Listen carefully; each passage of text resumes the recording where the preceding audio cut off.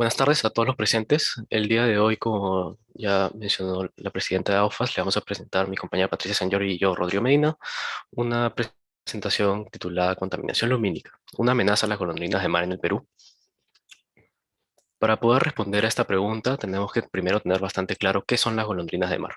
Las golondrinas de mar pertenecen al orden de los procelariformes, que es un orden incluido en el que se incluyen tan solo aves marinas, exclusivamente aves marinas.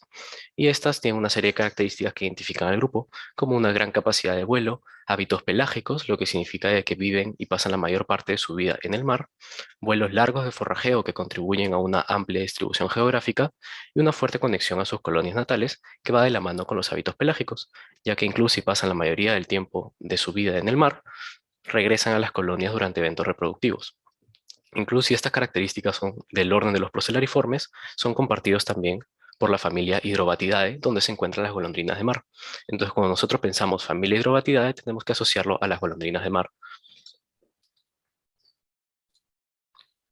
Como mencioné, estas son aves que se reproducen en colonias y las colonias se ubican en islas y zonas desérticas, en general zonas aisladas. Este es un gran mecanismo que tienen estas aves para defenderse de depredadores, pero también hay una serie de complicaciones en el punto de vista científico, ya que es difícil para los investigadores lograr estimar bien el tamaño poblacional y el estado poblacional, ya que incluso si es de difícil acceso para depredadores, también es de difícil acceso para investigadores. Y por lo tanto, eso, y junto a otros factores, ha llevado a que sea un grupo de aves marinas muy poco estudiado.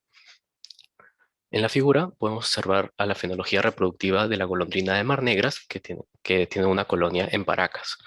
La fenología de estas aves varía dependiendo de la colonia y también de la especie, y por lo tanto quiero que nos concentremos principalmente en las etapas del desarrollo, ya que en distintas etapas de desarrollo también hay distinta susceptibilidad a amenazas, lo que tiene bastante relevancia desde el punto de vista de conservación y de la presentación que les vamos a dar. Primero tenemos el marcaje de territorios, la selección de parejas, la selección de nidos. Una vez que se da el desove, los huevos son cuidados por los padres que tienen un fuerte cuidado parental. Una vez que los huevos eclosionan, tenemos a los pichones. Los pichones son completamente dependientes de los padres para su alimentación y bueno, para absolutamente todo. Y justamente por eso es que una vez que los pichones terminan de crecer, se vuelven volantones, que son los juveniles de las golondrinas de mar, y estos ya son aves y crías que están completamente listas para independizarse de los padres y hacer su primer vuelo fuera de la colonia. Y esta etapa es la más importante para la presentación, ya que es en esta etapa donde se presenta la mayor susceptibilidad a amenazas como la contaminación lumínica, de la que le vamos a hablar más adelante. Como grupo, las golondrinas de mar están seriamente amenazadas. De acuerdo a la IUCN, 3 especies están clasificadas como casi amenazadas, vulnerables, en peligro o incluso en peligro crítico. La información sobre este grupo en realidad es bastante escasa y el estado poblacional de muchas especies no es muy bien conocido y mucho se basa en estimaciones. Por esta razón, hay muchas especies que están clasificadas como datos insuficientes o han estado recientemente clasificadas así. Incluso si tenemos poca información, en realidad tenemos una idea relativamente clara de cuáles son las amenazas. Entre estas se encuentra la intervención directa en zonas de nidificación por actividades antropogénicas y por desarrollo urbano, los obstáculos en rutas de vuelo por las grandes ciudades y edificios de gran altura, depredadores introducidos como perros y gatos, y la contaminación lumínica, que es el foco de nuestra presentación. La contaminación lumínica puede definirse como la alteración de los niveles nocturnos de iluminación natural causada por fuentes antropogénicas de luz. Aunque esta definición es bastante completa, hay una definición un poquito más flexible, que es el exceso de luces artificiales que modifican los periodos naturales de luz y de oscuridad. Estas luces, estas fuentes de luz artificial que causan la contaminación lumínica se concentran en ciudades, pueblos y zonas industriales, básicamente en zonas pobladas. El efecto más visible que nosotros podemos notar de la presencia de contaminación lumínica es el sky glow, que lo podemos observar en la figura de la derecha, en la que vemos que en la sección de la izquierda vemos que cuando las luces artificiales están apagadas o altamente reducidas, podemos observar los astros y el cielo nocturno, mientras que cuando la luz artificial se prende, podemos ver esta área difuminada de luz en la atmósfera, que se conoce como sky glow, y justamente es la razón por la cual en las ciudades incluso, incluso en ciudades relativamente pequeñas no se llega a ver las estrellas con la misma intensidad y claridad que en zonas poco iluminadas. Entonces, este es el efecto más claro de la contaminación lumínica, más visible.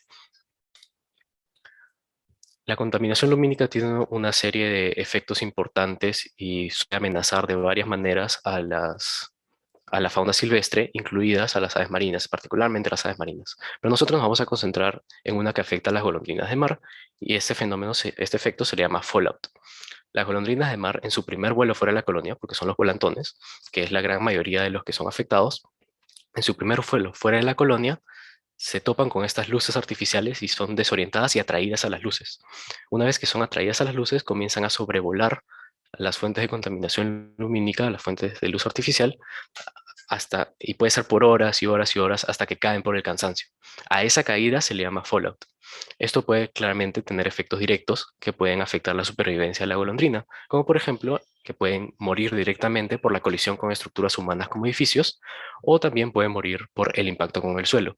Incluso si es que llegan a sobrevivir estos efectos directos, hay una serie de efectos indirectos, como una mayor susceptibilidad a la depredación después de caer, un atropello por vehículos si es que caen en zonas altamente transitadas, también la inanición, la deshidratación e incluso el ahogamiento si es que las golondrinas caen en cuerpos de agua como el mar. Aún hay varias hipótesis y no se sabe con certeza por qué es que las golondrinas de mar se ven atraídas a las fuentes de contaminación lumínica.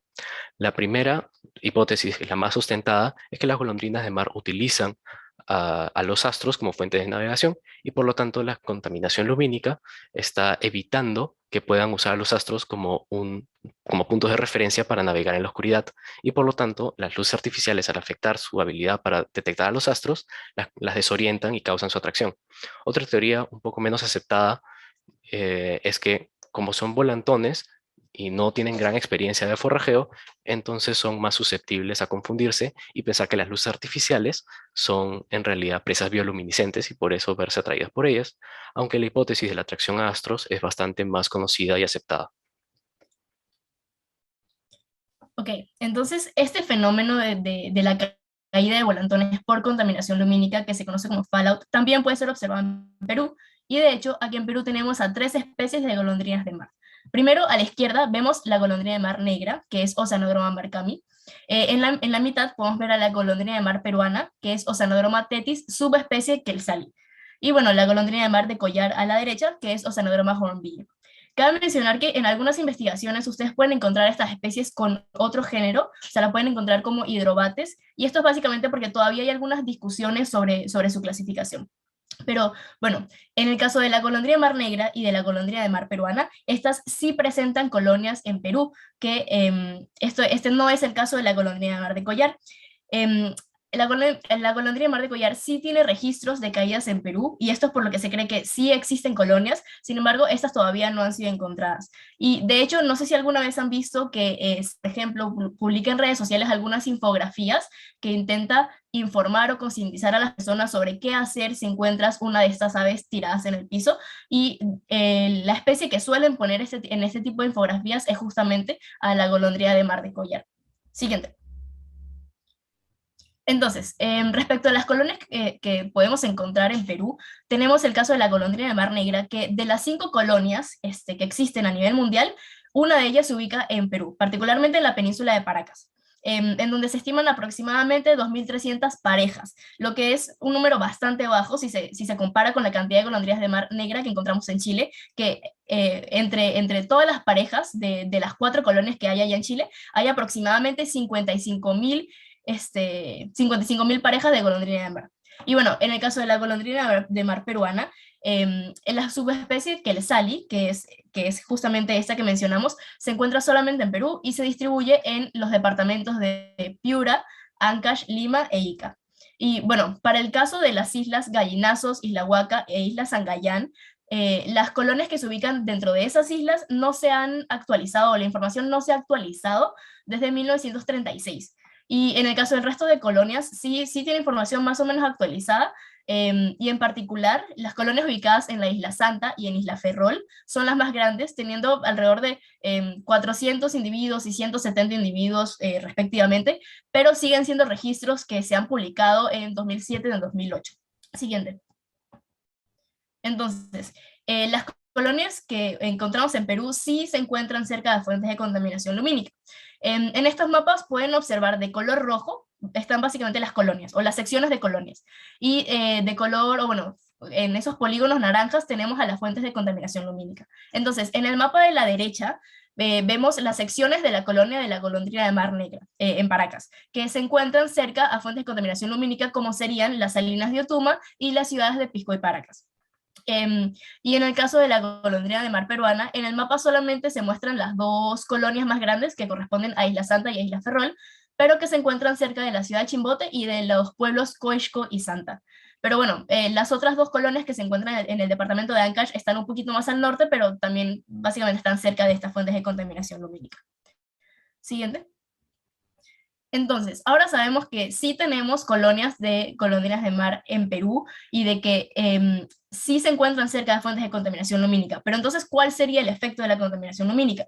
El problema aquí es que a pesar de que sí hay información sobre el efecto de la contaminación lumínica como amenaza para aves marinas en general y en particular incluso para algunas especies de golondrinas de mar, todavía no se ha cuantificado el efecto de la contaminación lumínica en las poblaciones o en las colonias reproductivas de Perú. ¿Y por qué sería importante investigar este tipo de cosas? Básicamente porque en otros lugares del mundo esto sí es considerado una amenaza relevante. Darles un ejemplo, que una de las colonias de la golondrina de Mar Negra en Chile, se estima que hay alrededor de 20.000 individuos por año, lo que es un montón. Y a pesar de que estos datos no se tienen para el caso, por ejemplo, de la golondrina de mar peruana, sí se han encontrado registros de caídas de esta especie, incluso en el norte de Chile, lo que es bastante relevante considerando que las colonias se encuentran aquí en Perú. Y bueno, otra razón importante por la que sería relevante hacer este tipo de investigación es que actualmente tenemos un incremento en el crecimiento poblacional y esto a su vez conlleva un incremento en la tasa de urbanización. Entonces, lo que va a pasar es que hay un aumento de la contaminación lumínica, ya sea por intensidad o por distribución, o sea, que llegan a lugares en donde antes no había luz de forma natural. Y esto puede causar que haya un incremento en la frecuencia de estos eventos de caída o fallout, lo que a su vez podría estar impactando a las poblaciones de golondrinas de mar. Siguiente. Entonces, ahora que sabemos la relevancia de esta amenaza, digamos, es importante considerar el estado de conservación en el que se encuentran estas aves. Y como ya mencionó Rodrigo, en general las golondrinas de mar como grupo son aves que se encuentran entre las más amenazadas de las aves marinas. Y bueno, en el caso de la golondrina de mar negra, encontramos que según la IUCN, esta está clasificada como casi amenazada, mientras que según el Libro Rojo de la Fauna Silvestre Amenazada del Perú, su clasificación es de vulnerable. Y la diferencia entre una clasificación y otra podría ser en el hecho de que la IUCN está considerando también las poblaciones de Chile, que representan como un 96% de la población total. Entonces, eso podría ser la razón por la cual las dos clasificaciones se diferencian, ¿no?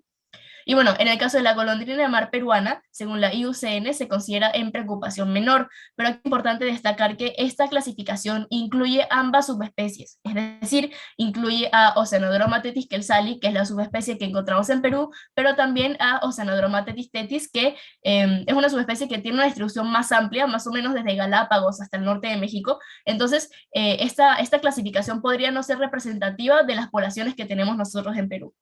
Y bueno, finalmente, la golondrina de mar de collar, que también es clasificada como casi amenazada. Entonces, lo importante que hay que tener en cuenta en esto es que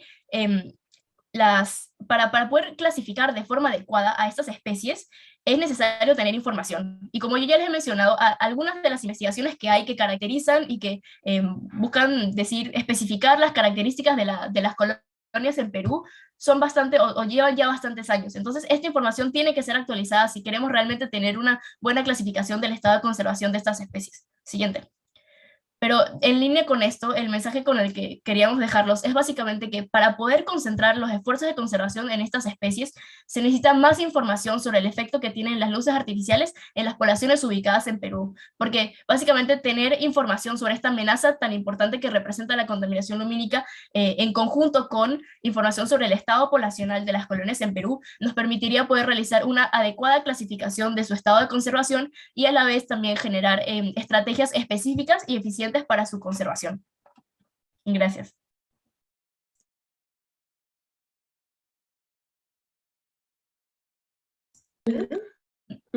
Agradecemos tanto a Patricia como a Rodrigo por habernos compartido este trabajo sobre el impacto de la contaminación lumínica en las golondrinas, ¿no? Y en efecto, ¿no?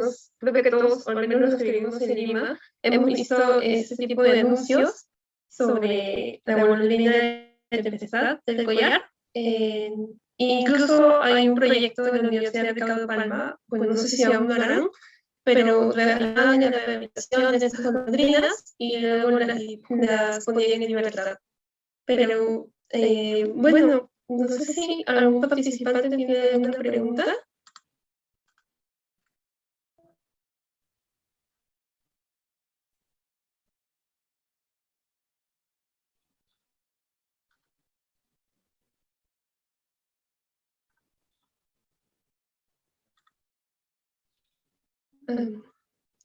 Bueno, Santiago dice muy interesante. Justo Ricardo me levantó la mano. ¿Quieres que terminemos el micro o prefieres consultarlo en el chat?